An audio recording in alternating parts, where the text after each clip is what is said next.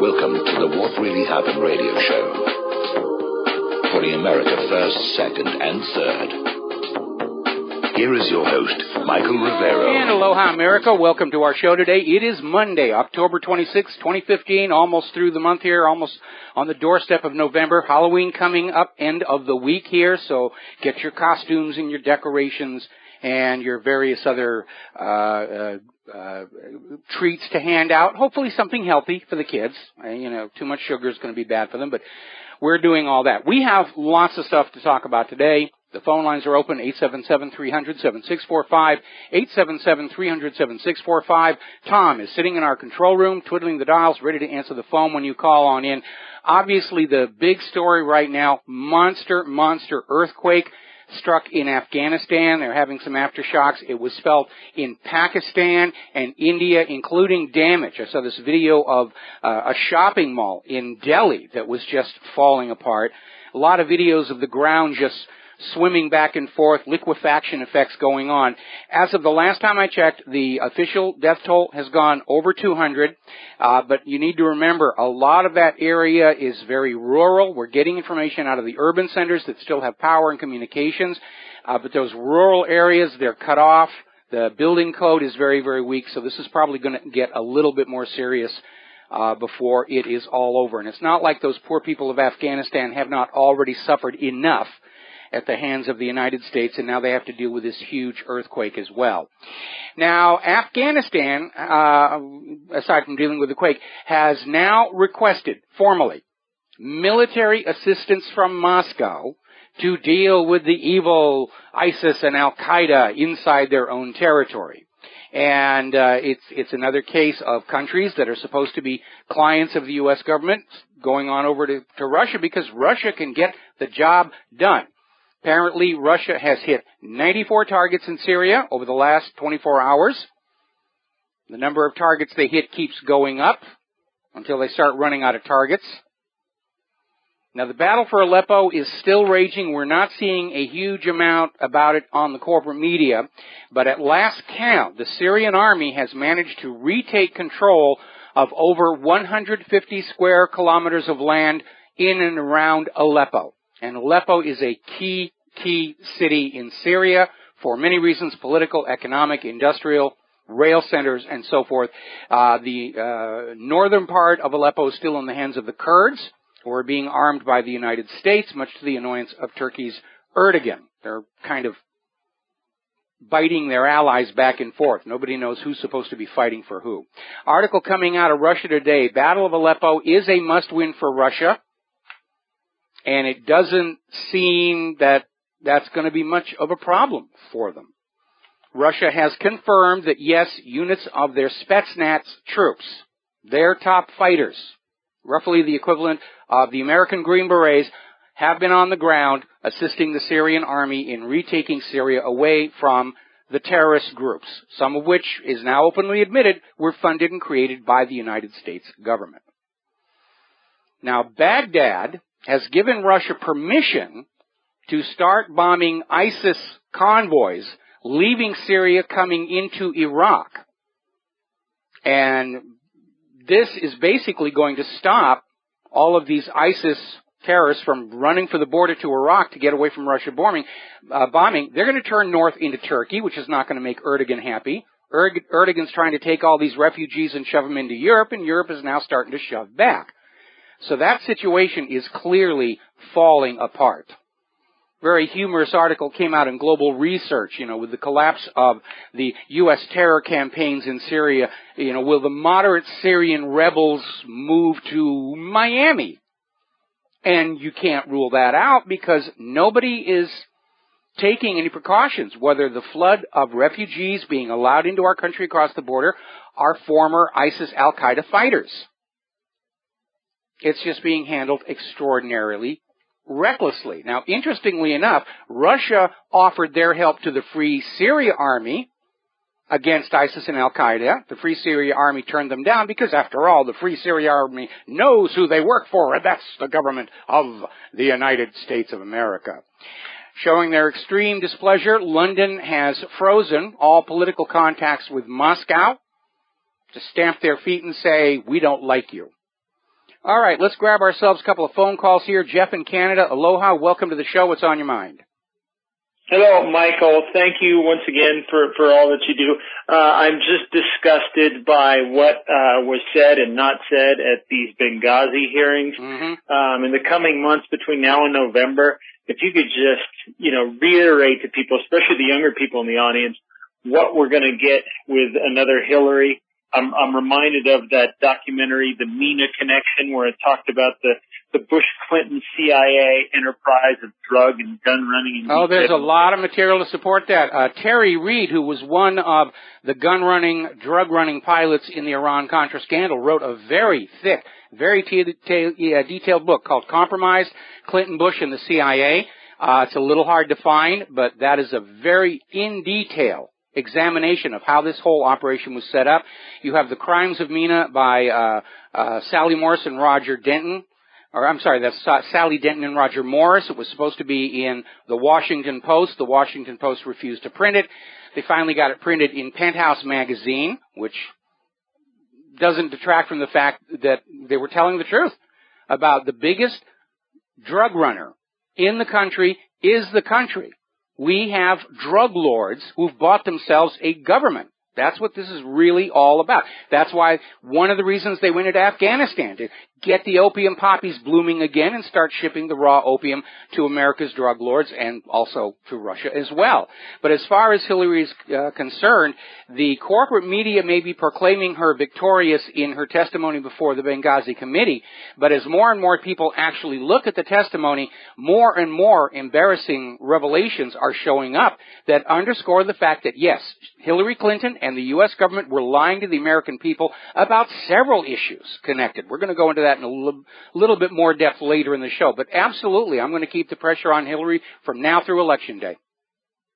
Thank you, Michael. Have a good one. All right, thanks an awful lot here. We're going to switch to Dustin in New Jersey. Aloha, Dustin. Welcome to the show. What's on your mind? Yeah, hi, Mike. Yeah, the whole Syria thing with the refugees, this has to be part of the agenda with the refugees to flood them into Europe, to maybe to hurt Europe. And I don't know, how stupid is Europe? Well, I think the reason for all these open borders, Syrian refugees, illegal immigrants in the U.S., I really do think it was all about diluting our sense of a national, regional, cultural identity. That's why they're on the warpath against the Confederate flag again. But it's backfired horribly because it is triggering a tremendous surge in nationalistic feeling. And that, of course, is directly contradicting this push for a global government and a new world order. Remember, we had that official with the United Nations a week ago come out and say, national borders, those are illusions. It's time for them to go away. So they tipped their hand. They want to drop all the borders and make us one giant planet, living third world, living standards, to prop up a very, very tiny group of ultra-rich, monomaniacal, self-worshipping rulers. Hey, Mike, did you see that article in USA Today newspaper, toilet paper there? They said Russia, it's some kind of BS, just like with the CNN was reporting with the 26 missiles and 4 of them supposedly failed. They said that Russia's a third of their equipment over there, like their airplanes, don't work. But I'm like, well, if a third of their airplanes ain't working and they got a small amount of planes that do work, then what's that say about our military, our Air Force, if they're bombing ISIS, then we ain't. You're absolutely right. This claim that their hardware is breaking down in the desert. And by the way, we shouldn't rule that out. I mean, America's military equipment does not last very long in those conditions of sand.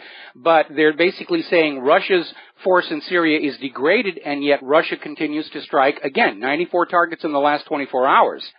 And Russia does build their equipment to be much more resistant to dirt and dust in the real world. Compared to American equipment. You're right. It's just more attempts to smear Russian hardware because people around the world are canceling orders for U.S. weapons and placing those orders with Russia. We got to take a break for commercials. Thank you for the call. We'll be right back. Aloha, America. Welcome back to the show. And responding to that last phone call where they're out there with the story about, Russia's equipment's just falling apart over there. How would the U.S. know? The U.S. has been strictly not communicating or coordinating with Russia about what's going on in Syria. There really is no basis for the claim. What's going on here is a sales demonstration. The United States had a year to demonstrate their weapons in Syria. against ISIS and Al-Qaeda. Russia has stepped in, proved the superiority of their equipment, and already we are seeing countries canceling orders for U.S.-supplied weapons and replacing them with orders to Russia. Canada just canceled their order for the F-35s. Remember when France reneged on their deal about the Mistral ships to Russia? Countries started canceling their orders with France, worried that the U.S. might veto it, and they're starting to buy from Russia. That's what's going on. So we're going to see all these stories about, oh, the missiles are missing, they're falling apart. It's all junk. You don't want to buy from Russia. You want to buy from America. Meanwhile, over in Italy and Spain, there is a major, major protest. Thousands of people demonstrating against the coming NATO war games. Trident Juncture 2015, where they're basically rehearsing for the war with Russia here. Now, there is a very telling article over in Before It's News. American military seriously divided. And it's talking about how U.S. foreign policy has become so fragmented, jumbled, discredited, contradictory, that within the rank and file of the American military, there is serious dissension as to what the U.S. should do, if anything, from this point on. And that is a very, very bad situation to be in when you're trying to launch a war against a military peer. Now, speaking of propaganda, there's another one that was out. It was all over the corporate media. U.S. fears Russian subs near undersea cables may cut off communication. Not like the U.S. wouldn't, or anybody else. So they're making a big deal about it, even though they are acknowledging there is no evidence at all that Russia is planning to do this, or is doing it, or is even close. The propaganda is all Russia could cut those cables. Russia could steal socks from your dryer. Russia could have a Death Star. They're trying to ramp up hate and fear of the Russians based on their imagination. Russia's going to extinct the Bigfoot, or whatever else it is. Out here in Hawaii, Representative Gabbard has gone public saying that the CIA plot to oust Bashar al-Assad from Syria could lead to World War III with Russia. She made that statement on CNN. We're in contact with her office. I'm going to try and get her on the show here, but she's absolutely right. This reckless pursuance of this policy, the dollar against the ruble and the dollar against the yuan, is going to trigger a world war, one which the U.S. cannot win conventionally, and that means the use of nuclear weapons is inevitable. All right, we're going to grab ourselves a real quick phone call here. Vincent, Virginia, aloha, welcome to the show. What's on your mind? Hey, aloha, Mike. I was able to partake of that treat this morning on the Power Hour. I got to catch that hour you did there, thankfully. Too bad I can't listen to you on shortwave like I can that program. And question about your call-in line. Is there a fee for that listen line?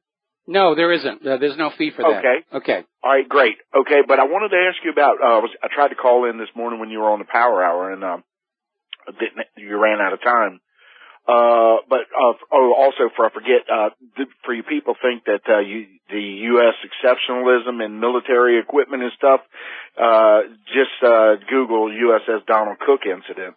Yes. That you mentioned on the Power Hour, and plus the developments and the information you had about the submarine that breached the drill that was able to take out the U.S. carriers as well. Mm-hmm. The French, I think it was a French submarine. Yeah, it was the Sapphire. But anyway, but I'm really pissed off about the Officer Bar Brady treatment that we got about the IRS scandal. They're closing the investigation. There was no wrongdoing. Nothing to see here. You lucky lose. Move along. The Department of Injustice said exactly the same thing about Hillary Clinton a couple of weeks ago. Oh, we've looked. There's nothing wrong there. But at this point, the Department of Injustice has so discredited itself. Nobody is going to take their assurances that anybody is actually guilty or innocent of anything, because it's very obviously politically motivated and driven. And there's a story we had a little bit further on where even through all this investigation, and the IRS is still targeting conservative groups and critics of the Obama administration for harassment. And again, one of the articles of impeachment against Richard Nixon was his using the Internal Revenue Service as a weapon against his enemies list. Mm-hmm. Well, it's just amazing to watch how these crooks just keep getting away with things, and oh well. Well, right, again, a government dominated by criminals has a finite lifespan, because sooner or later their greed and predations will destroy the system on which they're feeding. And it seems that we're approaching that point. And when it all comes crashing down, we the people will get together and we'll decide for ourselves what the new government will be. And again, the historical precedent I like to refer to is the collapse of the Soviet Union from its own internal corruption and rots and lies and deception. And the new Russian republics, life is much better there. It's almost like the Soviet Union and the United States have traded living standards since the 1950s. Russia is much better. Life in the United States is much more dictatorial, tyrannical, and we're certainly a lot poorer. Yes, you're right. We have seen a reversal of the roles. And if we escape what you just alluded to before you took my call about the possibility of nuclear war, then, things might get better. But they definitely have the nuclear option that they're holding up their sleeve, I think. And that's really something that it could be real nasty, and to think that they would even consider such a thing. But that's how ruthless these people are. I don't think they're considering it now.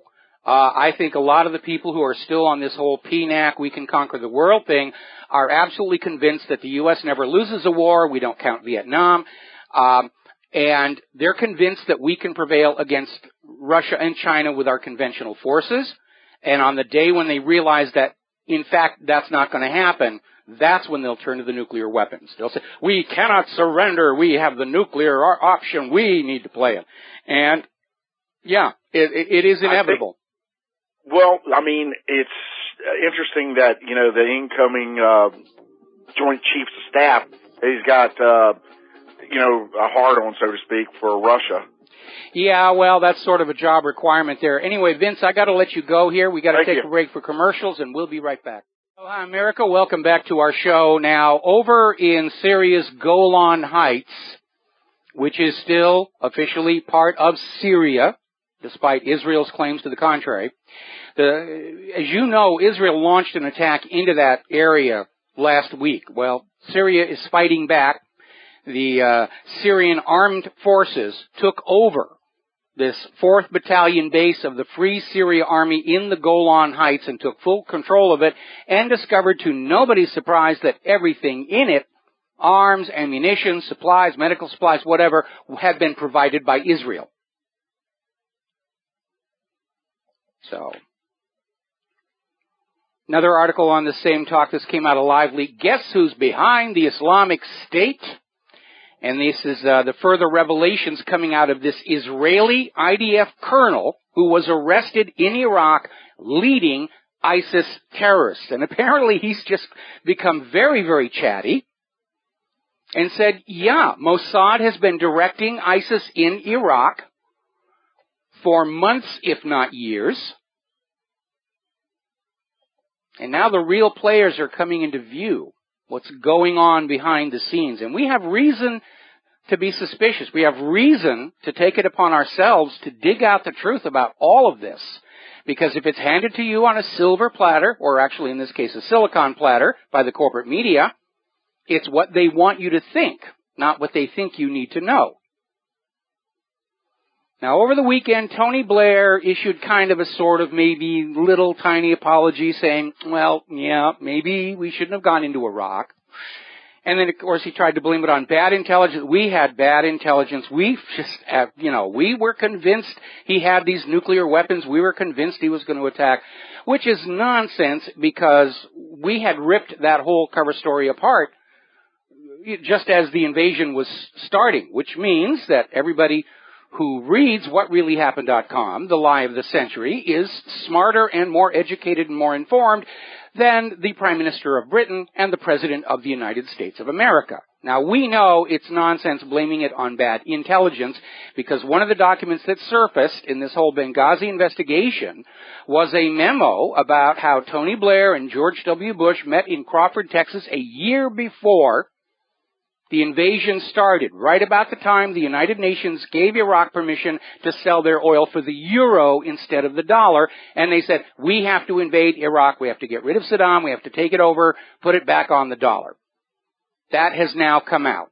Remember the Downing Street memo, where it basically said that the decision to invade Iraq was already policy, we just have to fit the propaganda around it. That's basically it. Now the reality is, it doesn't matter who Tony Blair blames for this, or what his excuses are, there is now a crystal clear case for Tony Blair to be charged with war crimes committed in Iraq. The same is true of George W. Bush. They invaded a sovereign nation to conquer it and take it over, and that is a war crime. When you invade another country and take it over, that is a war crime. Now, down in Israel, things are getting very tense. The Israeli police have shot another Palestinian girl dead, claiming, oh, she had a knife, she was going to attack us. And witnesses and a video taken at the scene show that, no, the girl was not a threat. And once again, the police just pulled out their guns and executed this person on the spot. So far this month, 57 Palestinians, including 13 children and a pregnant woman, remember that disgusting t-shirt the IDF were wearing, have been killed by Israel this month alone. If you look at the abuse of the Palestinian people by Israel, and you get out your handy-dandy calculator, it comes out. Israel arrests 44 Palestinians every single day going back for the last 48 years. Now, the U.S. government is finally going to do something about this abusive behavior going on in Jerusalem. They're going to cut financial aid to Palestine, punish the victims, proving that Israel still wields tremendous control over the U.S. government. But that seems to be coming to an end, because more and more articles are coming on out saying that you can't trust anything Israel says anymore. There was an article over in Desert Peace basically saying that Netanyahu seems to feel that he can say whatever he wants and get away with it and nobody will dare question him, but those days are gone. And the reason for this escalation of violence against the Palestinians by Israel is to basically crush opposition to new efforts by government-backed Messianic Jewish fanatics to grab the Al-Aqsa Mosque as the building site for the Third Temple, forgetting the archaeological evidence that the First Temple, if it existed at all, wasn't on that site to begin with. It's slightly to the south on Mount Moriah. But they don't care. We believe it was here, therefore that's real, and you will believe as we tell you to believe, or you're a dirty, filthy, anti-Semite Jew hater who wants Hitler to come back and gas the Jewish babies in the heavens. And it's very obviously one-sided. Another article coming from Desert Peace. Palestine is actually on the road to becoming a land without a people. Now, that was one of the pieces of propaganda that the Zionists had when they said we're going to carve out a chunk of Palestine and make it into Israel. And the propaganda was, there isn't anybody there anyway. It's just empty dirt. We're just waiting for us to come in and bless it with our presence. And as we've already documented, that was absolutely not true. Palestinians have been living in Palestine going back 1,000 years or more. But with this renewed campaign of just shooting Palestinians at random, Netanyahu appears to really be trying to turn Palestine into a land without a people. Now, here in the United States of America, there's been a growing awareness that our First Amendment right to freedom of speech seems to have an exception. And it's called the Palestine exception. You can talk about anything you want, you just can't talk about Israel and Palestine. So there was this report released by the Center for Constitutional Rights and Palestine Legal in September of this year, showing organized suppression of Palestinian human rights advocacy in the United States of America, including on all of our college campuses. This is an organized program to try and silence anybody who criticizes Israel. You know, we gave you a First Amendment right to freedom of speech. We assumed you'd have the good sense not to use it for Israel. Another article coming out of ccrjustice.org saying that this report is having an effect because a lot of people who've been subjected to Israeli suppression on college campuses, in businesses, in their economic reality, now that they realize they're not alone on this, they're coming forward. And it's turning out to be a huge number of people who have been victims of this kind of terroristic behavior for speaking their honest opinion about what's going on. Now, here's a really good story. Up in Detroit, somebody put up a billboard with a very simple message. It said, America first, not Israel. That's it. Not surprisingly, it has now been denounced as anti-Semitic by the Anti-Defamation League and various other Jewish groups. So apparently Israel's new definition of anti-Semitism is putting your own country ahead of Tel Aviv. And if that's the new definition of anti-Semitism, then yeah, I guess I'm guilty as charged. Because I put America ahead of Israel. And I always will. We'll be right back. Hi, America. Welcome back to the show. And this attempt by Israel to suppress free speech and freedom of thought, idea, and expression in this country is not confined to this country. It's all over the world. Apparently there's a big stink over in France because the French High Court has upheld a ruling that sentenced supporters of the boycott, divestment, sanctions movement to pay high fines. And they were prosecuted under a law that prohibits speech that incites racial hatred. The problem being the boycott is not to incite hate, it is a protest. And up until recently, boycotts were a recognized form of peaceful protest. But the tide is beginning to turn. We are hearing that Canada's new Prime Minister is considering repealing that C-51 law that declared criticism of Israel's government to be anti-Semitism. And it's time for that law and those like it to be struck down, because claiming that criticism of Israel's government is anti-Semitism is like claiming criticism of the Nazis is anti-German. It is a ridiculous idea. We're not talking about people's ethnic backgrounds, their religion, we're talking about the behavior of a tiny group of individuals in a government. And no government should be above reproach when they behave badly. Now, an article over at My Catbird Seats is saying the tide is turning against Zionist extremism. And he's talking about how even here in the United States of America, pro-Israel billionaires like Sheldon Adelson and Haim Saban they're starting to feel the backlash against their business interests, supporting Israel, supporting Hillary, being seen to openly tinker with American politics. And now they're starting to kind of back off and say, you know, we could lose all that we have built up in this country by continuing to serve Israel. Another article over in Salon.com. America is changing its mind on Israel, how Netanyahu is alienating his most essential ally. And Netanyahu's problem is his own arrogance. He was very reckless coming on in to the U.S. Congress and literally standing up there and saying to the American people, we don't care what you want. I, Benjamin Netanyahu, Lord of Israel, will force your Congress to kill the P5+1 deal. Netanyahu put Israel's control of the federal government on full display for everybody to see, and then, to make matters worse, failed to succeed, undermining the image of AIPAC as having iron-fisted control over the U.S. government. Then, of course, he followed it up with that ridiculous whopper about how Palestine was responsible for the Holocaust. It's turned him into a laughingstock and destroyed the credibility of Israel's entire government. Okay, let's see. Things are coming in here. Now then, no less than the Washington Post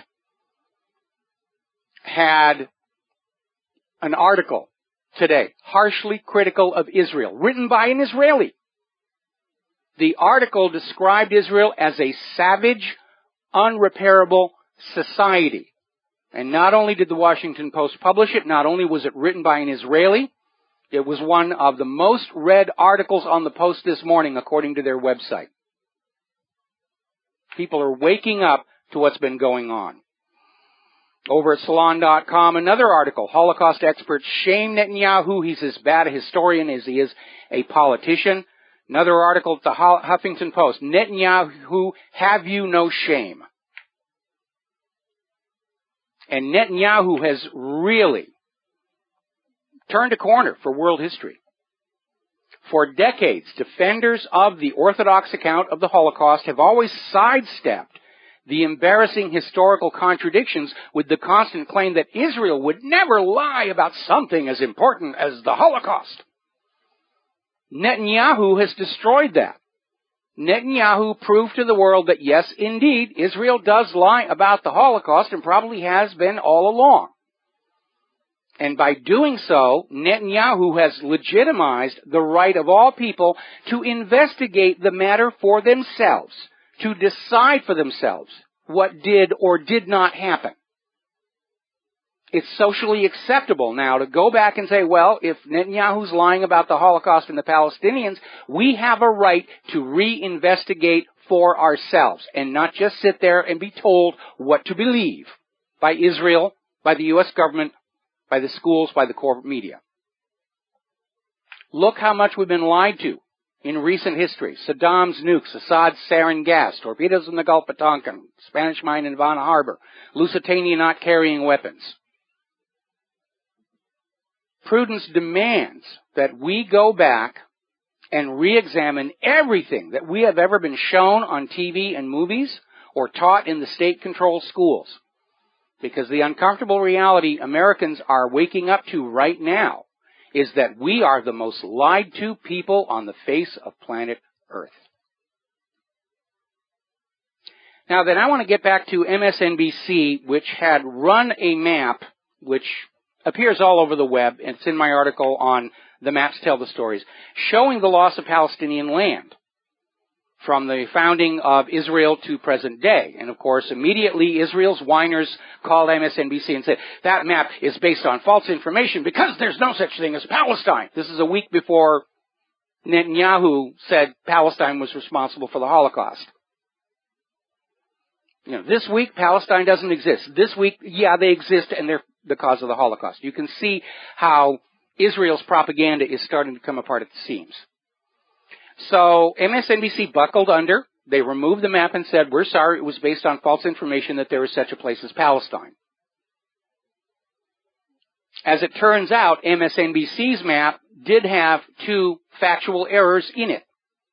It showed the Golan Heights as part of Israel, even though the international community, including the United States, does not recognize Israel's ownership over that area. That was one factual mistake. The map also shows Israel existing in 1946. But Israel did not actually come into existence as a political entity until 1948. Those are the two mistakes on MSNBC's map. The rest of it is absolutely true. And the people who called up MSNBC and demanded it be taken off are not interested in the truth. They're just interested in getting you to go on believing the lie. The lie is holy. The lie is sacrosanct. Not anymore. Not anymore. They've burned out the phrase anti-Semite or Jew hater. They've used it to the point of utter ridiculousness. I mean, that sign, that billboard, America First, not Israel, and they're saying it's anti-Semitic. No, it isn't. It's nationalistic. And I do not see it as a crime in any way, shape, or form to put my own country ahead of foreign interests. But to Israel's mind, obviously the only reason that you're not willing to serve our foreign government ahead of your own country you were born and raised in is you just hate the Jewish people. So you can see how ridiculous the propaganda has gotten. Because anytime you have any kind of a government or any entity that is surviving on lies, fraud, and deception. As it begins to fall apart, the lies get more hysterical, the fraud's more outlandish, and that's exactly what we're seeing here right now. Okay, now then, let's get on to the economy, because now that they have put Benghazi behind them, Congress is taking up the hue and cry over the debt ceiling must be raised or the United States will default for the first time in history, which is not true. The U.S. has defaulted in the past. But they're saying we have to borrow more money so we can pay the interest on the money we've already borrowed, and you are obligated to pay it all. And they're talking about a new debt ceiling of $19.6 trillion, which is really a fantasy, because we know the total obligations of the U.S. government are close to $200 trillion, unfunded liabilities and, liabilities and unfunded mandates. So they're out there screaming, we will raise the debt ceiling by how much? And by the way, again, the question you, the American people, should be asking is not how much to raise the debt ceiling by. The real question you should ask, and they don't want you to, is why, when the Constitution authorizes the government to create and issue an interest-free currency, does our government borrow currency at interest from a privately owned central bank? That is the question you need to ask of all your friends and family and coworkers. We'll be back after the news. Aloha, America. Welcome back to our show today, hour number 2 here. We're talking about the economy.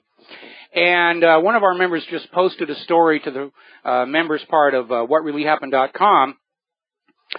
Basically, it's an article appearing in SHTFplan.com. Obama cronies protected Wall Street's most criminal from prosecution. Yeah, we saw that. Over in Iceland, they're throwing their crooked bankers in prison. Doesn't happen here. Another article coming out of Zero Hedge, just when you thought Wall Street's heist couldn't get any crazier.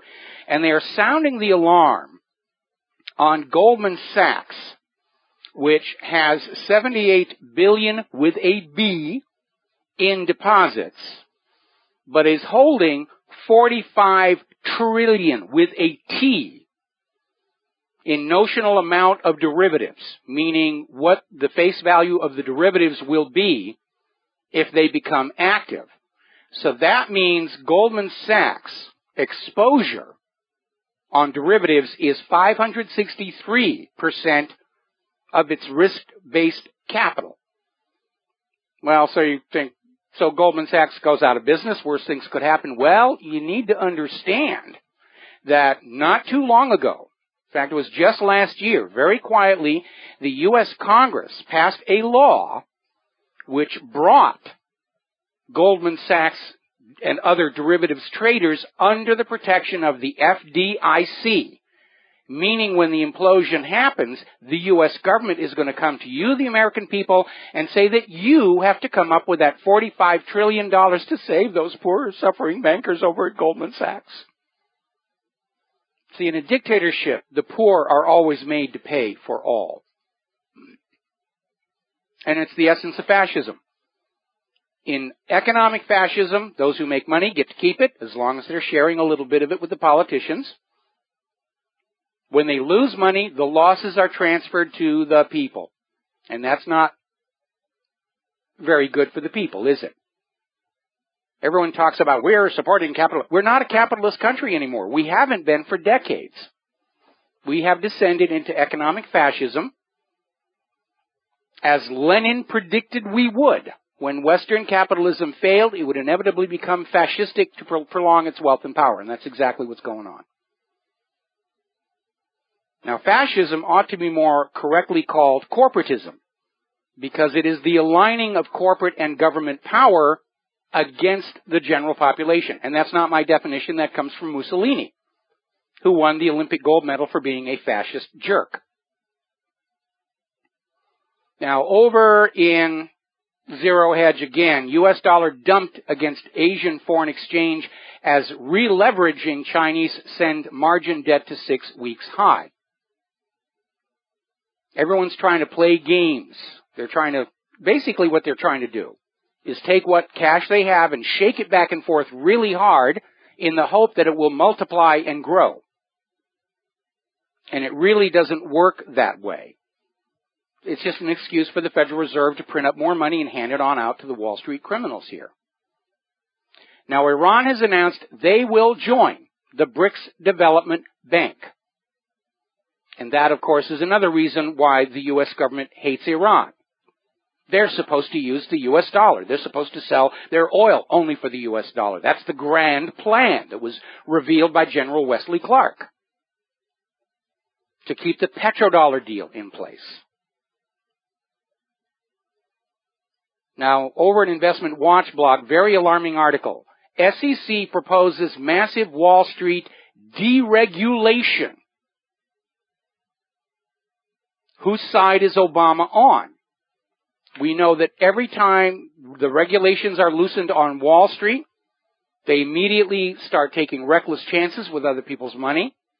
They'll get very rich and everybody else is made very, very poor. Now, I'm sure from the point of view inside the U.S. federal government, deregulating Wall Street is the only way to let Wall Street keep on the appearance of being in business. They're literally saying, yeah, you can go out and do all the things that used to be illegal, as long as you look good and that stock market is still propped up so that we can use it as a political banner saying, see, the economy's in recovery, the stock market's doing wonderfully, and if you're hungry and homeless and you've lost your job and your business and everything, it has to be your fault. You shouldn't blame us. We're the government. We're above blame. We're bankers. We're above blame. Over in Portugal, they have definitely stepped across the line into fascist dictatorship because Portugal is taking the step of forbidding any Eurosceptic parties, any anti-austerity leaders from taking office, even if they won the election. Portugal's government is saying, you may not serve because you don't agree with us about austerity and staying with the European Union. And that basically signals the rise of a dictatorship. Only those who believe in the policies of the Central Party will be allowed to serve in the government here. Now, the IMF is actually kind of leaning the other way here. They're ready to add the yuan to what they're calling the reserve currency basket. Now, the existence of the basket at all undermines U.S. dollar hegemony. And the U.S. has been opposed to allowing the ruble or the yuan into that reserve currency basket, which is still dominated by the U.S. dollar. And the IMF is saying, well, they got a good, solid, strong currency over there. And much of the world is now dealing in the yuan. And we have to all adapt to the new reality. And, of course, the U.S. government says, no, you don't. You do what we tell you to do. Over in Spain, Barcelona, as part of its long-term goal of making an independent sovereign nation out of Catalonia, is talking about printing their own parallel currency. A government-owned, government-issued, not borrowed from a central bank at interest, parallel currency for Catalonia. Madrid, of course, is absolutely firmly opposed to this. Scotiabank, latest bank to slash jobs and streamline services during a time of healthy profits. Well, I don't know about you. I can't reconcile the two. If they're slashing jobs and cutting services, that sort of undermines the claim that they have healthy profits. The Swiss bank Honinger is hovering at the edge of bankruptcy. That 11th marble is coming home to roost. Now, here's a very enlightening article out of the internationalman.com. There's a good chance your bank is committing a major crime right now. And they're talking about what happened back in 2006, where the Mexican authorities found $100 million worth of cocaine on a DC-9. The problem is that it turned out American banks, the U.S. banking giant Wachovia, was laundering the money for the drug cartel. Wells Fargo, which now owns Wachovia, had to pay a $160 million fine to settle the case.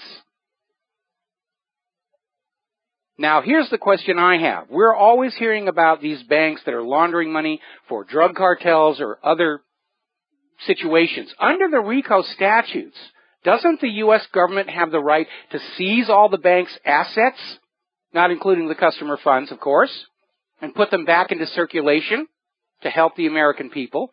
But they don't do that. We can't go up against the bankers. We bow to the bankers. We don't question them.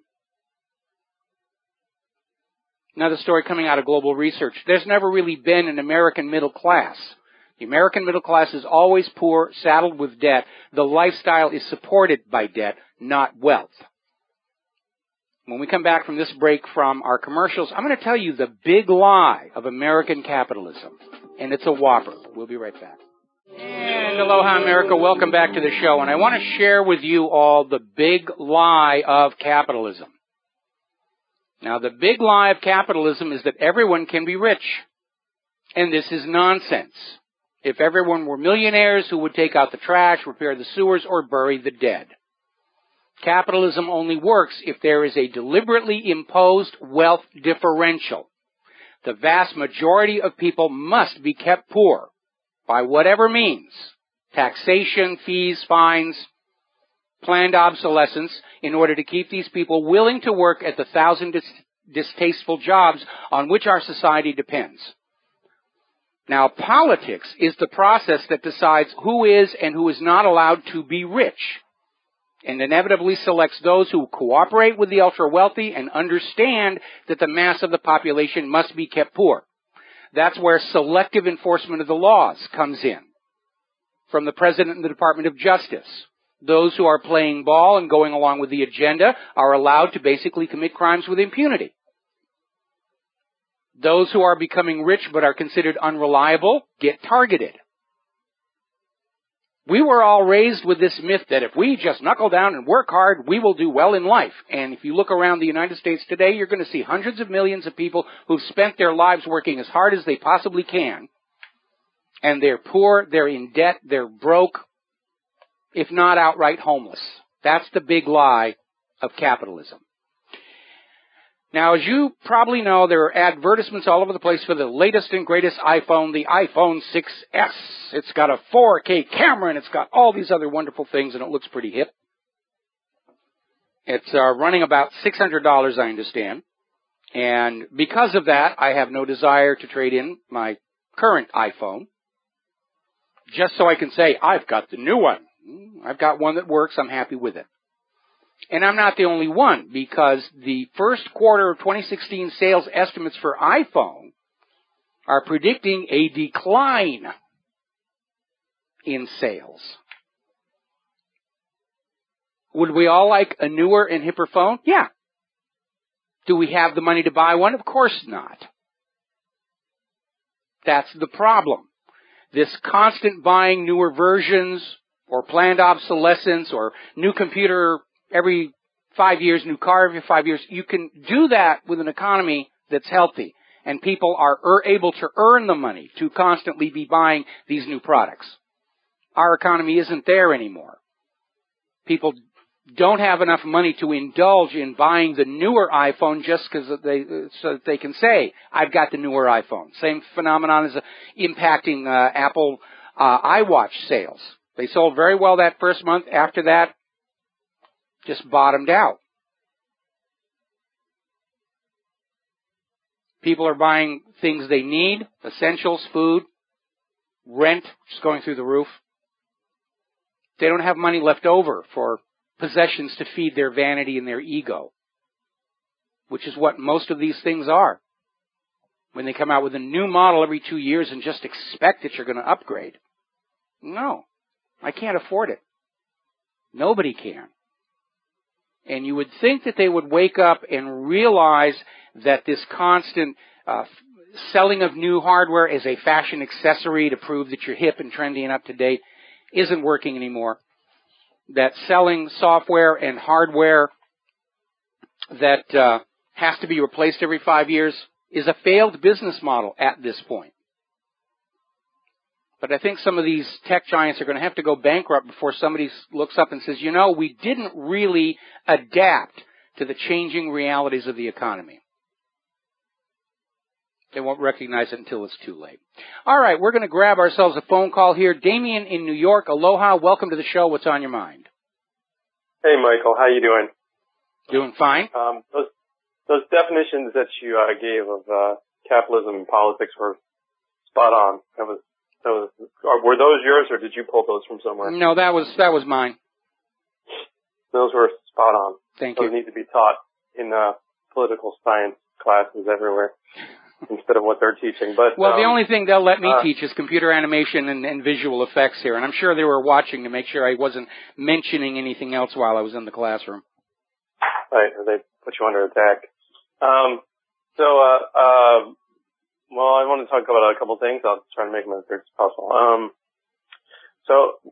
This problem of people not being able to afford this item it really comes down to the same thing, which is if you're, let's say you're a restaurant worker, you work in a restaurant, but you don't make enough money to actually afford to actually eat at the restaurant. That's the problem. So if you're working at Apple, most of those people make enough money to afford those items. They get discounts on them, all that kind of thing. But the people that are really producing them, which are in other countries, are being paid pennies, and they couldn't afford one of those things. If they could save up all their money for 6 months, they probably couldn't even still afford it. So, Apple likes to claim that they're this great company and everything else is, that they're assembled in the United States, but basically they just have a bunch of screwdriver turners that basically take the items that come in from other countries and they put screws on them, and that's about it. If that. A lot of times they claim that we have to get it shipped from Cupertino, and they'll ship it directly from Japan and stuff. Well, can I intrude a comment here? Another way in which our economic sector has become willfully self-blind is this idea that they're going to become incredibly rich by driving down wages and salaries, going to robots, automation, offshoring the jobs. And yes, for those first people who did it, it did work for a short time. But it's, very obvious collectively for every company in America, your employees are also your customers. And if you are not paying them enough where they can come back into the stores and buy what you're selling, you're going to stop selling. And it's effective. Exactly. Even Walmart is being impacted by this. Exactly. Spot on. These companies make so much money that they start hiring people for jobs that are really, if you knew some and understood what the titles and what some of these people do, they hire, I'm going to give you I'm not bashing Apple. This is just one of many. There's plenty of companies that do the same thing. But they're making so much money because basically they're offshoring the work and paying, pennies on the dollar for what they should be paying them. They have the money and the resources to hire people to basically have positions like, just one example, to basically to create what the Apple environment should be when you're selling somebody an Apple product in retail. Mm-hmm. What is that all about? You know what I mean? These sort of which are okay in some sort of business sense and as a salesperson and stuff like that. It's basically it boggles my mind that companies have the money to pay somebody. Okay, Damien, I have to cut you off. We hit the commercial break, and stay on the line, though. I'm going to respond to you when you come back. We'll be right back after these commercials. Aloha, America. Welcome back to our show here, and we're talking with Damien in New York. And let me share a couple of insights with you. There is no question that people who are doing well or maybe just trying to pretend they're doing well in business will hire some very stupid things to be in the company. I actually worked at a production company that was hovering on the edge of bankruptcy, and they did go bankrupt, but they somehow had budget to hire a feng shui consultant on the staff. That's one thing. As far as what you're saying about Apple, I worked in advertising for a lot of years. I won my share of awards, and psychologists that are working for marketing companies are constantly being paid huge amounts of money in the idea that commercials and point of sales environments can be crafted to psychologically induce people to buy more. And there is some evidence to support that, and therefore they're justified. We all like to be in a nice, comfortable place that makes us feel relaxed, and it does work. Not always. I remember the big push for subliminal advertising, and the people who claimed to be experts on that were just reeling in the dough, and then ultimately, of course, it turned out if it's subliminal, it is simply not being seen, and it didn't work at all. But advertising agencies are constantly coming up with this kind of stuff to inflate the fees to their customers. We all know what a plush place Google is to work at. Prior to the revelations about NSA involvement and other things, Google would have been a place that, I could work there. I could have fun. But it's not the nice place that is portrayed in that movie, The Interns, which is a fun movie. Let's not kid ourselves. It's a fun feel-good movie. I love it at the end where they come in with the pizzas and dancing to the music, and it's a real feel-good moment. But aren't they the twoest? Aren't they not the main, but aren't they two of the biggest lobbyists right now? Absolutely, and we've got more to say about Google a little bit further in the show. Yeah. Okay. I'll just say really quick what I was going to say. The other thing I was going to say, it's really becoming more and more evident. I mean, even some, great politicians that have come through, the things that they're talking about and stuff, a lot of them just totally just missed what was going on. I know, like, Ron Paul even had said some things he supported, non-regulation of Wall Street and the derivatives market and a derivative as a tool at the time. And I don't think he necessarily knew exactly what was going on. So a lot of people, he didn't. And part of that knowledgeable and intelligent people, I just think that they're out of their league. They're out of their depth. Well, they're all thinking about that next stockholders report. I mean, we have had surveys done of the people working on Wall Street. 25% of them openly admit to using fraud, saying they couldn't stay in business if they didn't. Therefore, it's justified.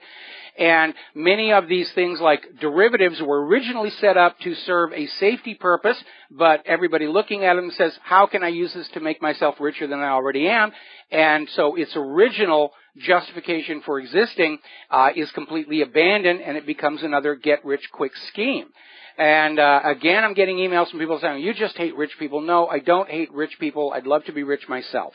Okay, I just see that there's a way to be rich that works with capitalism, and that's making a product or a service or something people will voluntarily give you their money for, as opposed to the Wall Street scammers who are taking trillions of dollars out of our economy and returning nothing of any substantive value to our society in exchange for it. And that I have a problem with. And that should be made illegal. There should be laws to guarantee that the financial system is going to be productive for the nation as a whole, not just for these few ultra-rich money junkies. Unfortunately, the ultra-rich money junkies write very generous campaign donations, and that's where we are. Once they took off the limits on donations to candidates, our entire federal government was up for sale, and the highest bidders won. I agree. I think just basically giving them more money is not giving anyone that has too much money is just not a good thing. Honestly, because they just seem to do the wrong things with it. I've never seen anybody that has had a lot of money where they have done just nothing but good things about it. Nothing but good things. It doesn't happen. If you give a bank, you give a corporation, you give anybody a lot of money. Wait a minute. I've never seen it. Well, there are some people who became very rich, and in their old age, they felt guilty about it and they atoned for it. Andrew Carnegie, the Carnegie Libraries is one example. Right. J.K. Rowling has donated most of the money she's made off the Harry Potter film franchise to charity. I admire James Cameron for the huge amount of his own personal fortune he's put into oceanographic research. Which is an underfunded area of endeavor.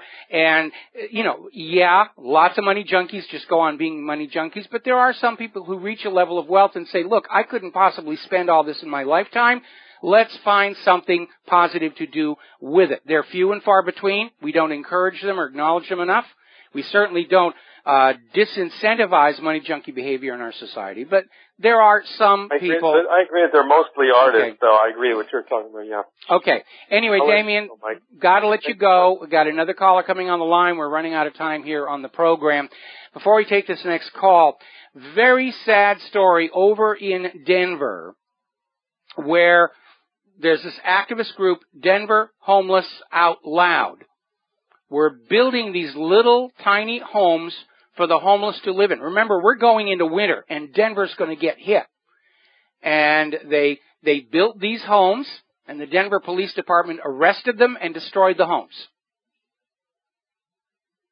And I understand from the police point of view, it's a public park, you're not supposed to live there, but they gotta live somewhere. And if there isn't shelter for the nation's homeless this winter, there's going to be a lot of dead bodies to pick up during the spring thaw. And that is just the way it's going to be. Median rent for a 2-bedroom apartment in San Francisco has hit $5,000 a month. Now here in Hawaii, we have a gargantuan homeless problem. We have 7,200 homeless people. Most of them here on the island of Oahu. And a huge number of them are the indigenous Hawaiian people who have been priced out of their own homes by all of these rich people coming in and buying condos and estates, and local Hawaiian people can't support themselves anymore. So thank you for wrecking our tourism industry, TSA. All those homeless Hawaiians out there on the streets, those are your problem. Now, the housing recovery is in trouble. New home sales crashed the most since 2013 in September. The prices are going up. They can't find buyers. It's a whole new real estate bubble, and it's going to pop again like it did in 2008. We're going to grab a quick phone call here. Ken in Massachusetts. Aloha. Welcome to the show. What's on your mind? Hi, I've been watching football games over the weekend, and all I see all these ads for cell phone services, all of them. It seems like there's no regulation at all with these things. You can get even screwed working with the same people on these different plans, and you don't know what you're buying. And like you go buy some hot dogs, you know what it's going to cost you. Yeah. You don't know what any of these things are going to cost you. No, I mean the plans are definitely obfuscated to lure you in with the promise of a free phone or a low introductory price, and then when you look at your cell phone bill, there's all the added charges and everything, including the government tax to buy free cell phones for poor people. And it's bait and switch. It's a classic bait and switch situation. But the reason there are so many ads for cell phones and cell phone companies is because people are learning to do without. They have only one line instead of three. They don't have a cell phone for every one of their kids. And the cell phone companies are in trouble. They've made the cell phones too expensive. Plus you have people don't want to use a cell phone because they know it's tracking their location and listening to what they're saying on behalf of the government. And they'd rather do without a cell phone than have that. And these are not people who are doing anything wrong. They just have a strongly developed sense of privacy. And it's another reason, along with budgetary constraints, to just learn to do without. We got to take a break for commercials. Thank you for the phone call, Ken, and we'll be right back. And aloha, America. Welcome back to the show. We're talking about the economy here, and there's an article out of Investment Watch blog. Apocalyptic scenes curse American landscape as thousands of stores shutter. And you don't need to go to this article or even take my word about it. Just as you're driving around, drive around like you're a tourist looking at the place for a first time. Huge retail vacancies, and they're closing even before the holiday shopping season, which is the time of year they make the most money. And that is very telling as well. The stuff's already up all over Sam's, and I'm already burned out on it. Every Christmas we start, maybe we'll have a tree this year. And then by the time we get close to December, no, I'm totally burned out on it. I've seen enough Christmas decorations. I don't want to do it anymore. All righty, let's see. We're going to grab a phone call here. Bob in New Jersey. Aloha. Welcome to the show. What's on your mind? Hey, Mike. How are you? Two things. First, they're always so eager. I just was coming home here from canvassing for campaign, and I'm listening to them talking about financing the subways in New York City and how they're thinking of taxing motorists by putting tolls on bridges, miles you drive, so on, time of day. So they're very quick to take the money out of your pocket, but very seldom do they put it back. It brings me back to something Thomas Aquinas said many years ago, that theologian, philosopher. He said that people have the right to wealth, provided the wealth is used for the good of the community. But if the wealth is not used for the good of the community, then the people have the right to take that wealth for the good of the community. Now, it might sound very radical, but they do it all the time in the upward direction, never spread around. And the second thing I had to say, you were talking about pedophilia the other day, but I could not talk to you on it. In this place where I lived, there was an upstanding member of the community on right after the sentencing of Sandusky, that he was murdered by two men that he had molested when they were children. And they had a flashback and they went and killed him. Well, the guys told him, look in the basement. He's got pictures of what he did to children. Well, the police allowed his friends to come in and clean his house for 2 days before they moved in. So it kind of tells you, like you were saying, it's everywhere. In people and places of authority. And those are two things that just, bug the life out of me. Anyway, that's all I have to say. All right. Well, in terms of Thomas Aquinas, when he talks about the community, he's talking about the civil government, which has the authority to recirculate wealth in the form of taxation on the rich. Unfortunately, under fascism, the government sides with the ultra-rich, and the flow becomes, as you say, one way. And there's its doom and downfall. Because in order for the economy to work, people have to have the ability to make decent wages and salaries with which to go to the shopping malls and buy all these products that are being manufactured. And the money will then percolate up through the business cycle to the very top. But if there isn't a mechanism to return that back down to the bottom as high wages and salaries, the system breaks down, and that's what's going on right now. As far as the pedophilia problem, and again, thanks to the Internet, we understand that it is a lot more common and prevalent than we had perhaps been led to believe in our youth. Yeah, it's a complete mystery to me. I don't get it. I don't get it at all. I really don't. To me, little kids are people that you give science toys to, and you show them the wonder of the world, and you encourage them along in their arts and whatever, and you don't take their childhood and their innocence away from them with such a heinous act, because you can't give it back to them.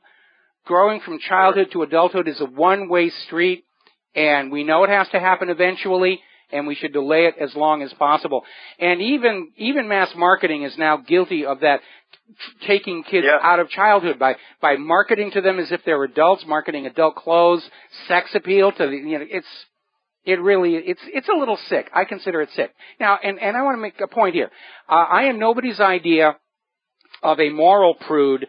I was a wild child myself, and my attitude is whatever any 2, 3, 5 consenting adults want to do in the privacy of their own home with convenient small appliances is their business. But when it comes to small children, I have some very deep primal instincts kick in. And I get really, really furious at every time I read a story where some little kid has been victimized like this. He was a scoutmaster for years. Yeah. And these guys really were never the same when it happened to them as children. And when Sandusky got sentenced, it triggered it to them that this guy was still walking free and still a pillar of the community. Yeah, they flipped out. No, I'm not justifying what they did, but I can see, I'm not walking in their shoes either.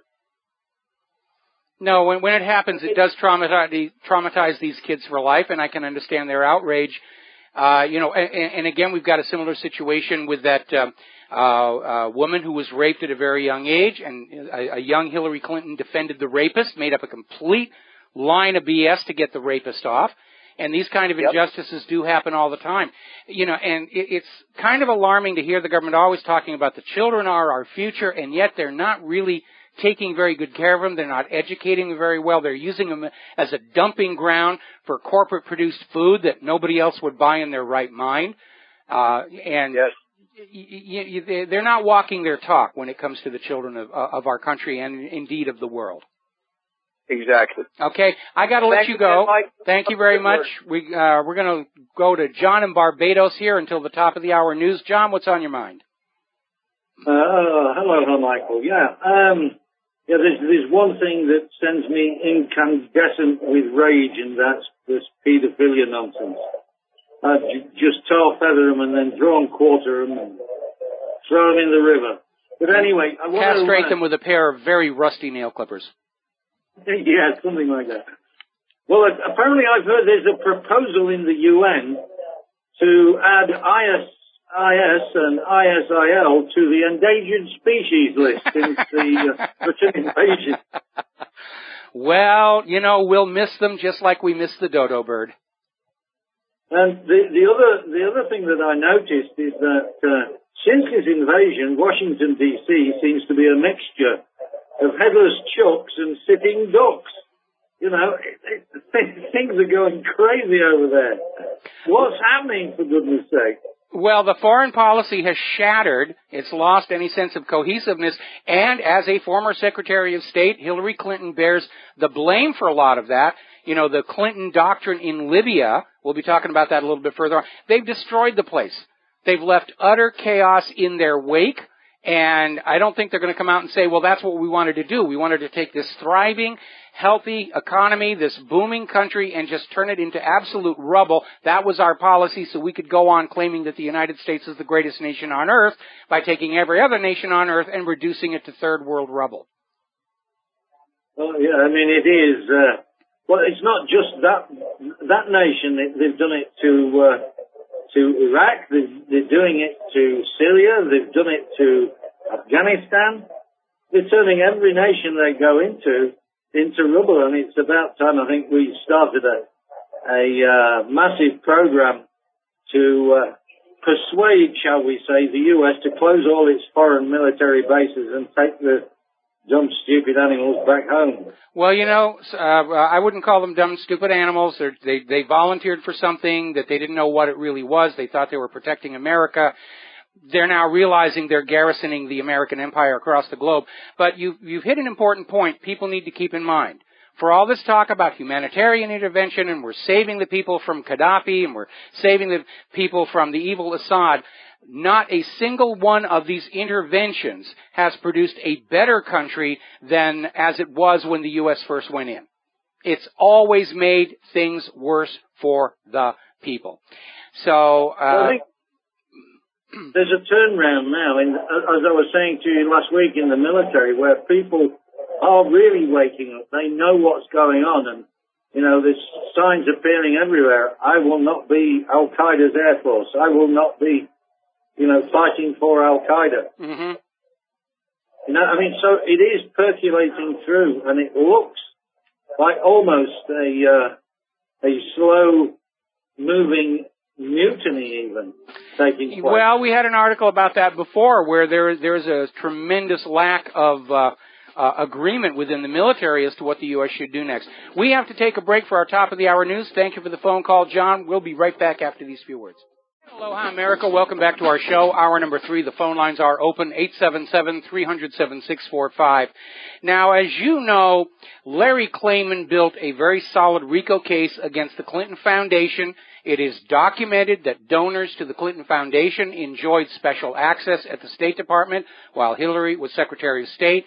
The only reason the case is not moving forward is the judge in the case, a Clinton appointee, who refused to recuse himself over the obvious conflict of interest, just threw the case out.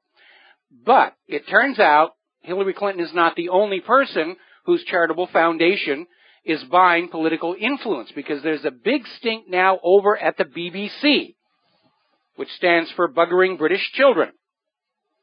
Because, as you know, Great Britain is coming up on a potential referendum whether to fully merge with the European Union or to just go on back to being a sovereign, independent nation. And the BBC coverage has always been pro-European Union. Oh, it'll be wonderful. Look what a great job they've done in Spain and Portugal and Germany and Cyprus and the rest of it. And it has now emerged that the BBC's charitable arm has been paid more than £9 million directly from Brussels. So we have to be very careful about these so-called charitable foundations. It's basically the means by which people can be corrupted and bought. Not that I would trust anything the BBC puts out anymore, especially after they got rid of Top Gear. I'm still in a huff over that. Now then, as you probably heard all over the media, the United States government is going to send a warship to the South China Sea to patrol within 12 miles of China's islands in the Spratlys.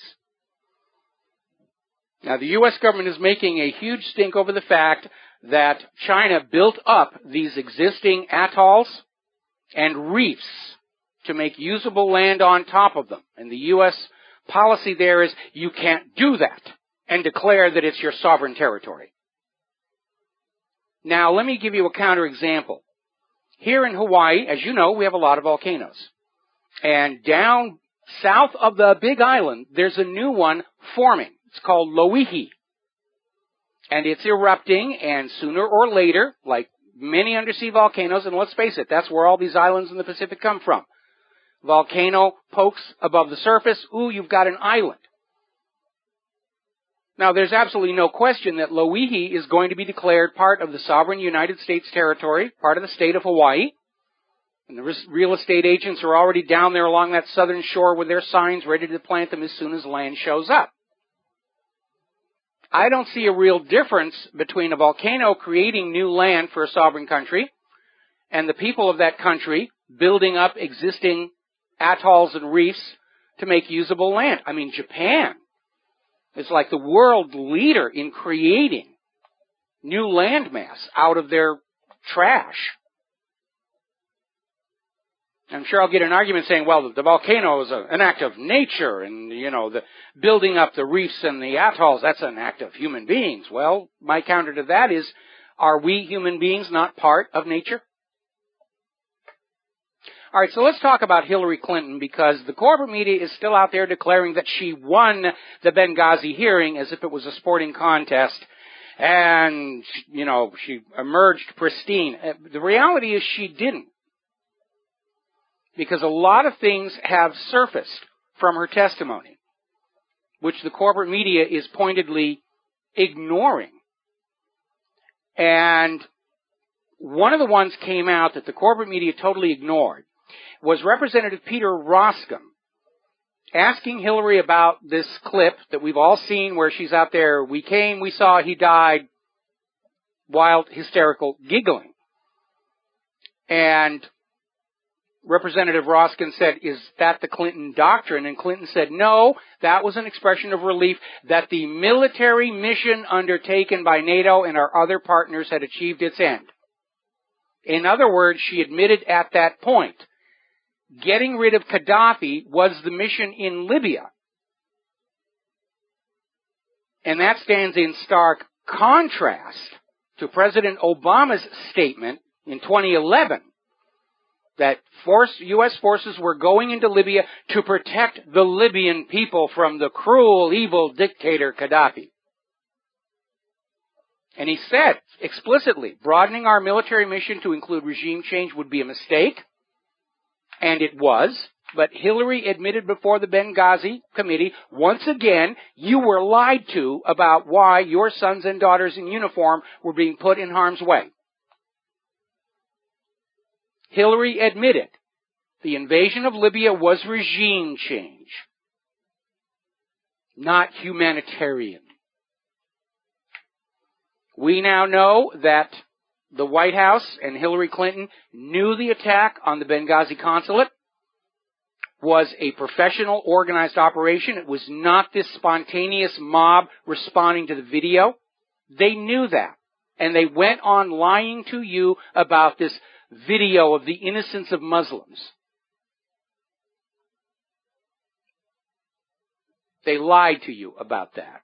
Why did they lie at a time when every terror attack was fodder to push the war agenda? Well, because they didn't want anybody asking why the consulate was attacked. And there were two reasons. One, it was the hub of the gun running from Libya to ISIS and Al-Qaeda in Syria, our declared enemies in the war on terror. And according to David Petraeus, biographer/lover, there was a CIA torture dungeon there. And here's something that's a little bit interesting. The consulate in Benghazi was never officially listed as a consulate by the U.S. Department of State. At the U.S. Department of State's website at the time, they only listed one consulate, the one in Tripoli. So, seeing all these articles popping up all over the independent media, what the U.S. ambassador in Benghazi was really doing. Well, now we know about the gun running. Hillary actually came out and said she had no idea that there were guns being run through the consulate in Benghazi. They're now admitting to the gun running. They're now admitting to it. Hillary's excuse, I didn't know. I'm totally clueless. That's why you should vote for me as president. I had no idea what my own people in my own department were doing. I didn't read the memos. I had no idea they'd asked for increased security 600 times. Because I don't read my emails. I'm too busy doing favors for my friends, the donors over at the Clinton Foundation. Hillary Clinton's tenure as Secretary of State does not show executive ability or leadership quality. Quite the contrary. Now, this week, of course, the Hillary supporters are out there trying to basically bring this whole Benghazi committee to an end somehow. Make it go away, lest it drag into next year's election season. And they're screaming about how the Benghazi committee has cost $4 million. What an incredible waste of money. That's actually less money than the federal government spent studying why lesbians are fat. And it's certainly a lot less than Obama's vacations. Hillary supporters haven't denounced those as a waste of taxpayer funds. But while Hillary is out there celebrating, there's still a year to go. And there's an article at Huffington Post saying there are still 9 different ways Hillary could lose the nomination. The FBI is still investigating the espionage angle for her weak server. And Bernie Sanders could overtake her. The Clinton Foundation, I'm sure that Larry Klayman is bringing back the RICO lawsuit. There's still a lot of things that can go wrong for Hillary between now and next year. We'll be right back. Hi, America. Welcome back to the show. Now, talking about Hillary, talking about the sudden reversal of the poll numbers in Iowa for Donald Trump. And by the way, there are new polls out today. Trump is well in the lead here, but we do need to be careful. Very early in Hillary Rodham's career, she worked for the committee that was investigating Richard Nixon over the Watergate scandal. And she was reportedly fired from that for lying and unethical behavior. Hillary's fan club is out there screaming, no, it's a hoax, it's a lie, it's the vast right-wing conspiracy. I mean, there's no conspiracy behind 9/11, there's no conspiracy behind human-caused global warming, but there is a conspiracy to deny Hillary the presidency of the United States of America. And they go on and on and on and on. But there's an aspect to this that we all need to be aware of. By virtue of her work on that committee, Hillary Clinton received an education in all of the dirty tricks being done by Nixon's committee to re-elect the president, including those that were never really made public. We never got the whole story about how Nixon's creep literally sabotaged every Democrat that could stand a chance of beating him in order that Nixon could run against McGovern. And Hillary knows how that was all done. And we may presume that she is going to take that lesson to heart over this next year, and we have to be on guard for that. Now then, the CEO of Google is apparently, according to this article that's come out of Natural News, running a stealth campaign to support Hillary Clinton's run for the White House. And this is coming from Eric Schmidt. And he's out there, he's trying to coordinate all of Silicon Valley's high technology companies to support Hillary Clinton, and not just financially, to basically shape their systems to support Hillary and shout down those who are critical of her. Meanwhile, Donald Trump is out there, he's made a statement, he's going to be attacked for it. But once again, he's out there telling the truth. Trump has come out and said the world would be a better place with Saddam and Gaddafi still in power. And he's not saying that these were good guys. They just weren't as bad as we were all told.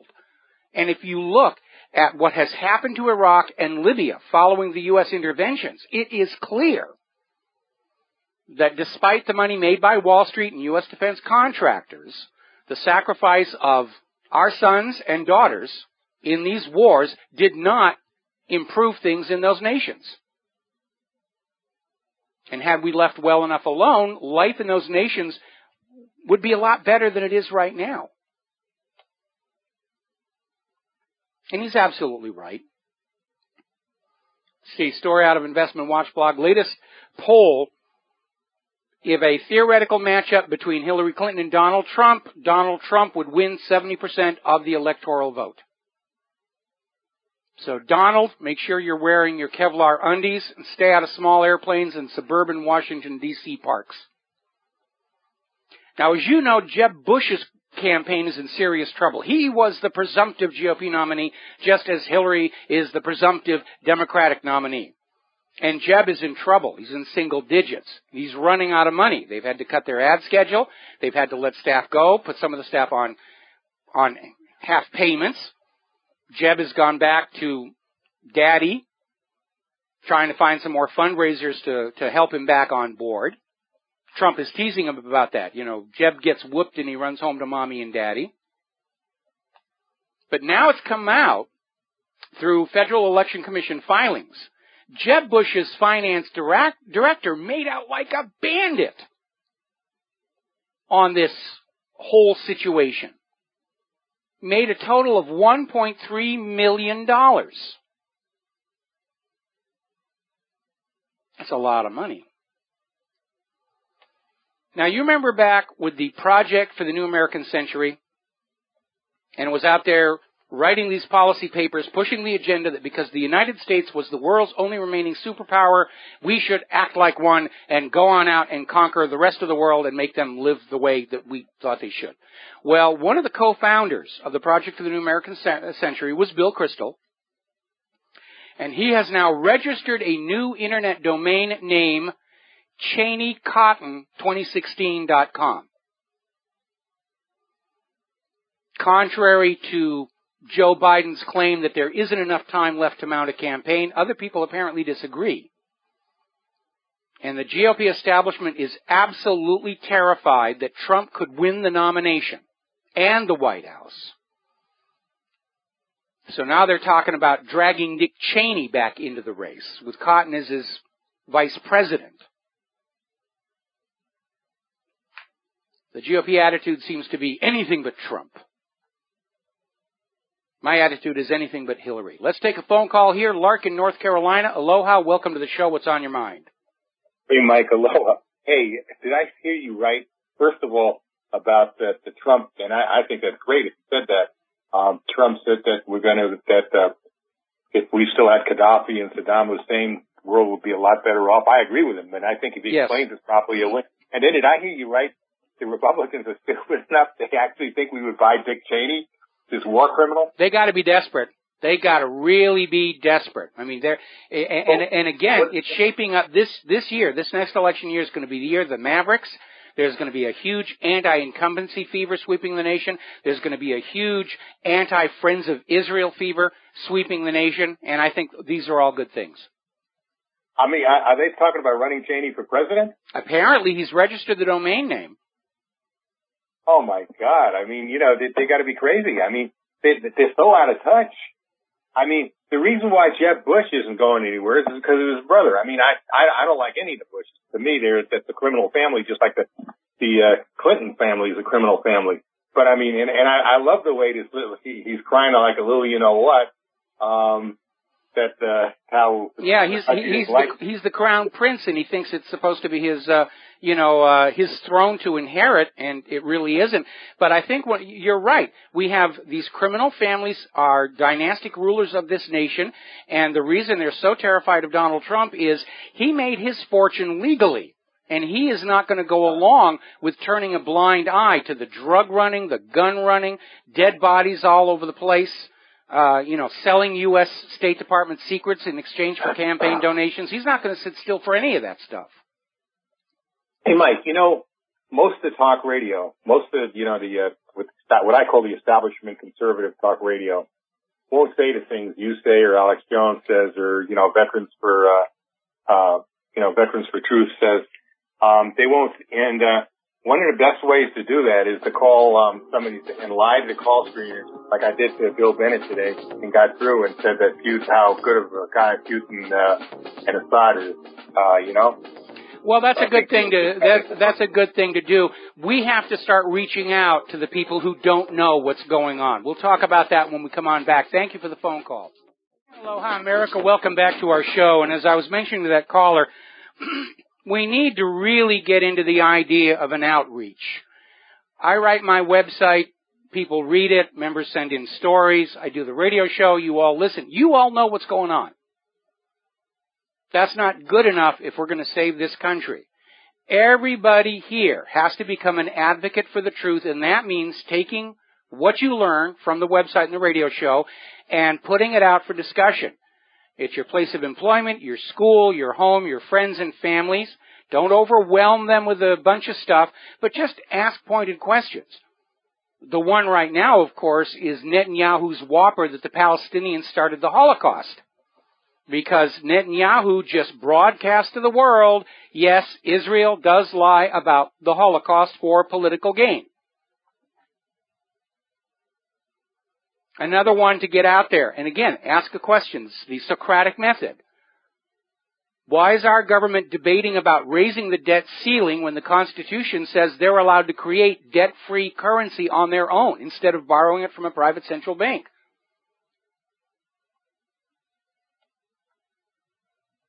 We need to start reaching out to people who don't know what's going on.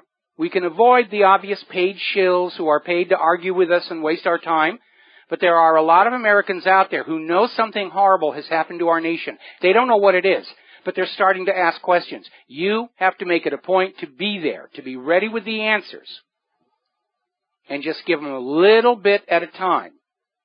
You can't force somebody across that bridge to the truth. You're going to have to stand on the other shore and beckon them forward. And remember, one of the reasons we're indoctrinated with beliefs at a young age is so that our personality grows up around them, locking them into place. People become that which is believed in. I am a Republican. I am a Christian. And tyrants will use that to secure control over people. Because people who have become what they believe in, that's their personality and their identity. Anything that challenges that belief is perceived as a personal attack. And they'll respond. It's like trying to tell a little kid who believes in Santa Claus that Santa Claus is a fake. You could get a bloody nose. It happened to me when I was a kid. Belief is an incredibly powerful tool of enslavement. So you have to tread carefully, but you must tread. It's time to get out there with the truth about Hillary Clinton and Bill Clinton, truth about the Bushes, bit by bit.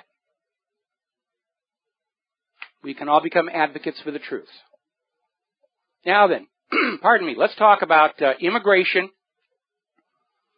It is still ongoing.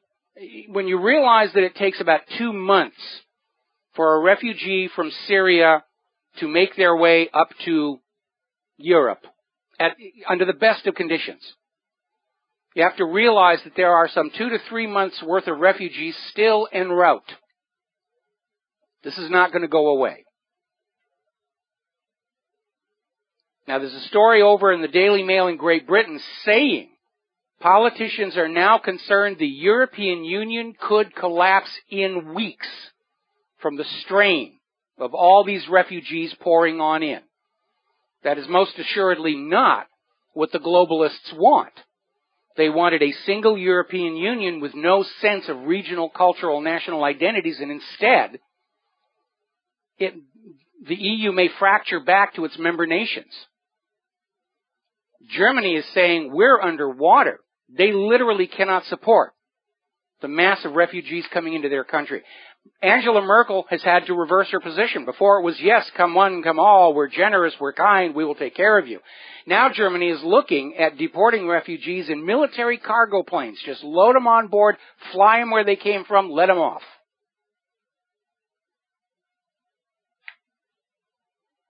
Now there's a video that we have linked to WhatReallyHappened.com showing a confrontation at a London train station between police and pro-migrant rioters, most of whom are migrants and refugees themselves. And they overwhelmed the police, literally overran them. See, that's the real danger. When you have 100 million refugees and illegal immigrants coming into the United States of America, and they're allowed to vote, they can vote the nation into something that takes money away from you, the legal citizens, and pours it all over those who don't legally have a right to be here. It's tremendous misuse of democracy, and it's only possible because the U.S. government does not enforce the law that only legal citizens are allowed to vote. Have you seen how hard they're fighting any kind of voter ID law? Oh, it's racist, it's discriminatory. Yeah, it's supposed to be. We're supposed to discriminate between those who are legally allowed to vote and those who are not before we allow them into the voting booths. We're supposed to do that. And they're not. We're seeing more indications of the quality of the people who are making this journey. Story out of LiveLeak, a migrant taking a selfie of himself and a victory sign in front of burning tents at the camp in Slovenia. Oh, this is great fun. Having a good time, Mom. Now, there is a little bit of good news because of Russia's gains against ISIS and Al-Qaeda and the CIA-backed terrorists in Syria. Syrian refugees are now turning around and going home. And it's now estimated 800,000 Syrian refugees who were on their way out of Syria have now turned around and gone back to their homes since the Russian airstrikes began on September 30th. Now, the other day we were talking about this story where a gentleman armed with knives and swords attacked some people at a school and used it to point out the fact, see, it isn't the guns, it's the people. Apparently, motive has now surfaced, and it turned out that this individual was very angry over the flooding of his town and schools with all of these refugees, and that was his motive. So this open the borders and let everyone in agenda is not working very well. In fact, it's backflashing rather badly. Here in the United States of America, according to an article at INFOWARS, Obama administration is urging schools to publicly demonstrate support for illegal immigrants. Does that not make the schools and indeed the White House accessories to the illegal actions, like crossing the border? You're not supposed to encourage crime. You're supposed to report it. But Obama wants the public schools, which already do not have enough funds for the legal students, to put out welcome signs for the illegal immigrants coming on in. Getting on back to Google. Google has created a mobile website, Crisis Info Hub, that is set up to help the refugees invade Europe more easily.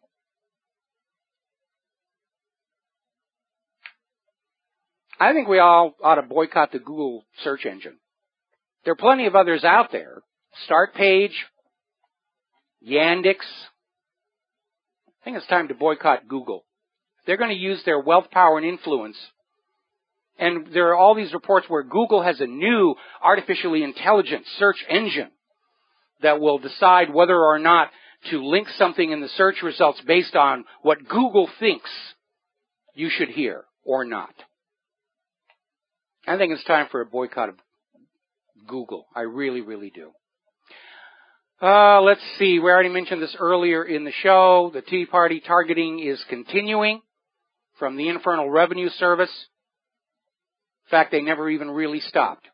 And again, it was one of the articles of impeachment against Richard Nixon, using the IRS to target enemies and opponents. And if it was impeachable for Richard Nixon, it should be impeachable for Barack Obama.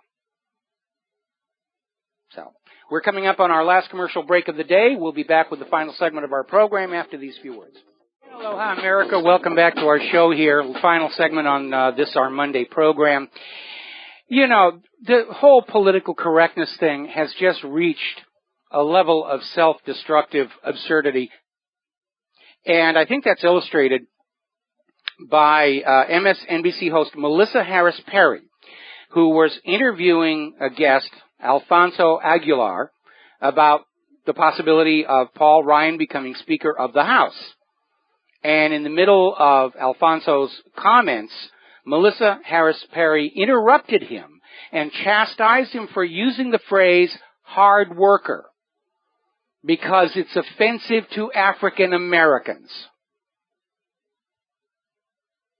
And I think Melissa making that comment has just insulted African Americans.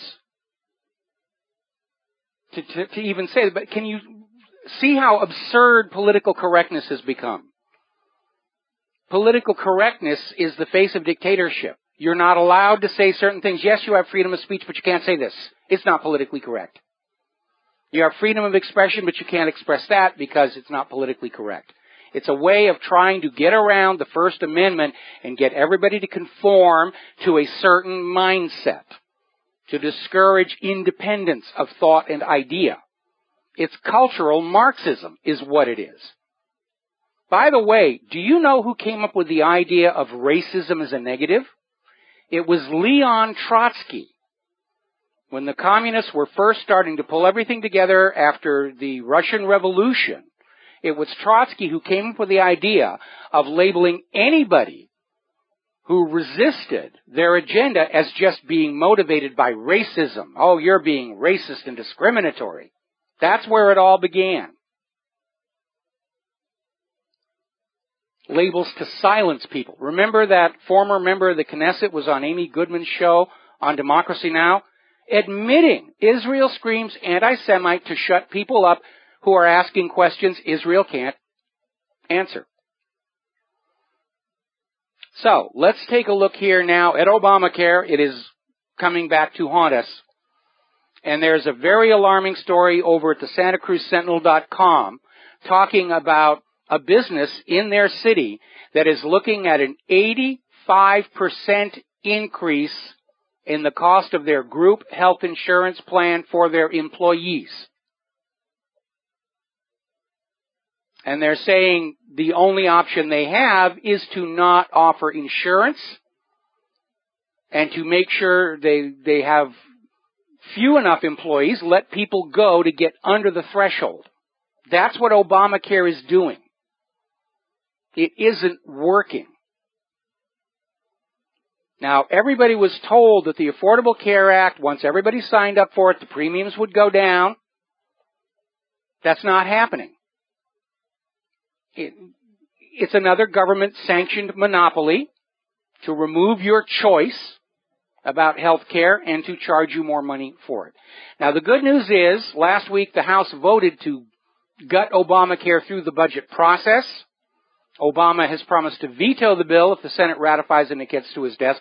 But Obama is facing a lawsuit against the House of Representatives, and the judge has said the House has standing to sue because Obamacare is so bad, Obama is bailing it out every day with tax money, and he doesn't have the authority to do that without a resolution from the House of Representatives. Because under the Constitution, revenue measures originate in the House. They don't originate in the Senate. They certainly do not originate on the desk of the President. And Obama, who we are told is a former constitutional law professor, should know that. But Obamacare is a failure. Only 10 million total are taking it this year out of a population of 330 million. The 40 million uninsured don't want it, couldn't afford it anyway. Hospitals are going under, doctors are quitting the program, and those are the good points. It's an absolute failed policy. But Obama is going to support it because it's got his name, and he wants it to be in the history books as his great accomplishment. Now, outgoing House Speaker John Boehner has selected a panel to look into the allegations of practices by Planned Parenthood and other facilities like them, because there does seem to have been a clear violation of the law. Apparently, it's now come out that Planned Parenthood offered financial incentives to any of their people who convinced a woman to have an abortion. And then, of course, the aborted fetus was sold off for medical research. So we definitely need to look into that as well. Now, for some reason, the World Health Organization has decided processed meats are bad for you to the point where bacon is going to be classified as dangerous as cigarettes. Now, obviously, this smacks of somebody's large corporation coming on in and saying, we need you to get rid of the meat processors so we can make more money. We know the World Health Organization has turned a blind eye to things like vaccines. They only just now got around to looking at the fact that glyphosate has a long history of carcinogen. This is politically motivated. We do know part of Agenda 21's plan is to convince all humans to subsist on vegetable-only diets, which are less expensive to produce. They basically want us all eating the same thing our kids are in those Michelle Obama lunches. Processed junk coming out of the factories, which costs less than healthy food. And I understand there's a lot of chemicals in processed meat, and I understand you shouldn't be eating a lot of bacon anyway. But to declare it as dangerous as cigarettes, that's not science, that's politics. By the way, as the U.S. projects power into the rest of the world, one of the things they've done is brought the benefit of Western vaccines to countries in Asia. Huzzah, huzzah, huzzah. Guess what has happened over there? All of a sudden, their autism rates are exploding in their children. All of these countries that were not using Western vaccines had very low autism rates in children, just like we had in the U.S. before this vaccine insanity started. And sure enough, Western vaccines go into this country, and all of a sudden their kids are being hit with autism. But you shouldn't feel bad. Sesame Street has come out with an autistic Muppet rather, so you can feel good about yourself if you're autistic and not ask questions as to why you are that way. Because after all, you've got your own Muppet on Sesame Street. Now, interestingly enough, Richard Gage over at Architects and Engineers for 9/11 Truth sent Donald Trump this recently produced booklet on how the World Trade Towers and Building Number 7 came down in a way that appears to be controlled demolition. Apparently, Donald Trump's office has acknowledged receiving the information, and they told Richard Gage Donald Trump was going to look at it very carefully. Because we know Donald Trump doesn't buy all of the 9/11 story. Now, whether he's going to hang his political hat on saying that it was a complete outright fraud or not, we don't know. He's thinking like a politician these days. But I certainly hope that Trump's people visit my website. I think they have because I'm on their mailing list, and I didn't do anything to be put on there. And I hope they look at the story about the Secret Service at Booker Elementary School. I hope they look at the story about how BBC, CNN, and Fox News all announced the collapse of Building 7 26 minutes before it actually happened. That would be good. Meanwhile, over in Arizona, and this again gets back to this idea of destroying our cultural regional identity, this Arizona school is banning any clothing that has the flag or anything about the USA because it's offensive to the illegals and the refugees. Their feelings will be hurt by seeing the U.S. flag. Well, if they're that bothered by the U.S. flag, why are they here in the first place? But that's the plan. They want you to forget you're an American. To make it easier to convince you you're just part of this global clot of workers to serve the elite. There's the music. Time for me to get on out of here and do Jim Goddard's show up in Vancouver. It's been a busy day on the radio. I did Joyce Riley this morning. We'll be back tomorrow here on the Genesis Communication Network. Until then, stay safe, stay informed, stay skeptical. And by the way, if you can see your way clear to it, we could use a few more donations at WhatReallyHappened.com. We'll be back tomorrow. Aloha, America.